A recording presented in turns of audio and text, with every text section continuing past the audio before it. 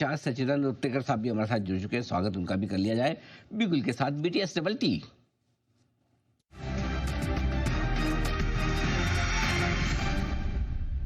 सचिन जी फरमाएं sir.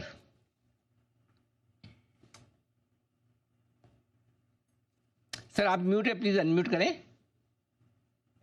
Good afternoon Anil ji, good very afternoon good Neha, good afternoon. Afternoon all the panellist. Anil ji, यहाँ पर IT stocks में अच्छा उछाल है, वहां पर मुझे लग रहा है अच्छी रिकवरी बन रही है। एलटीआई माइंट्री का डेटा काफी सिग्निफिकेंट है, 5000 के आसपास इसे एक अच्छा बेस बनाया है। ओवरऑल अगर हम इसका 60 मिनट्स चार्ट्स को देखें तो वहां पर एक फॉलिंग वेज फॉर्मेशन का ब्रेकआउट है। T100 के आसपास प्लेस था, वहां से एक अच्छा मोमेंटम मिला है स्टॉक को। तो मुझे लग रहा है यहाँ पर थोड़े से लॉन्ग पोजीशंस अभी भी डिप्लॉय करने चाहिए।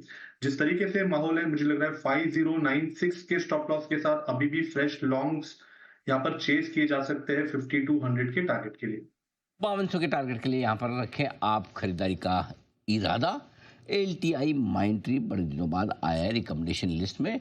वैसे तो सचिन जी बड़े बड़े टारगेट थे, आज थोड़ा छोटा वाला दिया है। आईटी शेयर है ना, तो इसे बोलते कि जितना आ जाए टारगेट उतना बड़ी बात।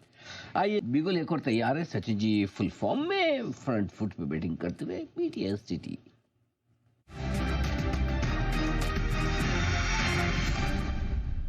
सचिन जी बताएं सर। अनिल जी, एक्सपायरी के शुरुआत में हमने पिक ऑफ द सीरीज दी थी नाइका, लगभग 220 के टारगेट के लिए यहाँ पर हमने आइडेंटिफाई किया था। एंड जिस तरीके से अभी भी डेटा प्लेस्ड है, मुझे लग रहा है एक अच्छा बेस इसने एलिवेट कर दिया है। पिछले सीरीज में एक कॉन्फिडेंट बेस था अराउंड 190 195 के आसपास का, वो बेस मुझे लग रहा है कहीं जाकर शिफ्ट होके 200 205 के आसपास प्लेस्ड हो चुका है। तो यहाँ से भी मुझे लग रहा है काफी अच्छी कंटिन्यूएशन मूव रहनी चाहिए। अगले सीरीज के लिए ही मुझे लग रहा है लगभग अराउंड 235 240 की ट्रेजेक्टरी यहाँ पर ओपन हो चुकी है। ट्रेडिंग के लिहाज से इमीडिएट बेसिस पे मुझे लग रहा है 222 का एक टारगेट होगा।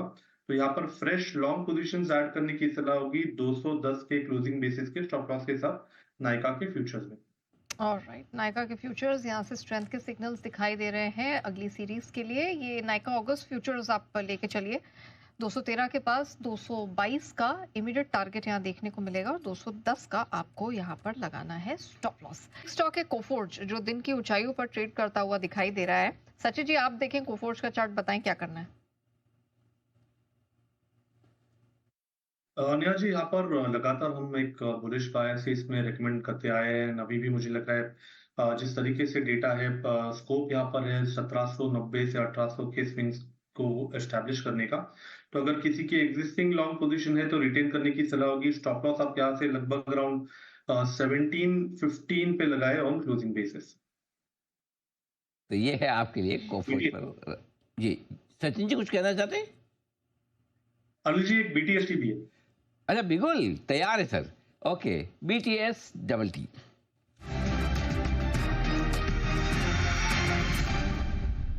जी सर बताइए। अनिल जी, भारतीय एयरटेल में भी एक अच्छी शॉर्ट कवरिंग नजर आई है।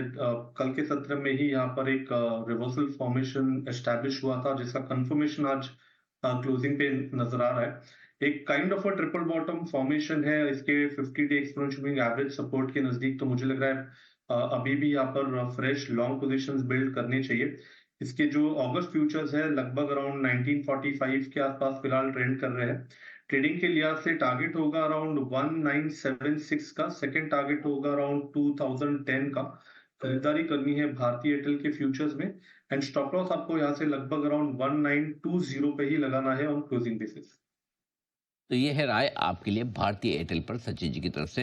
कंफर्मेशन तेजी की यहाँ पर भी आती दिख रही है।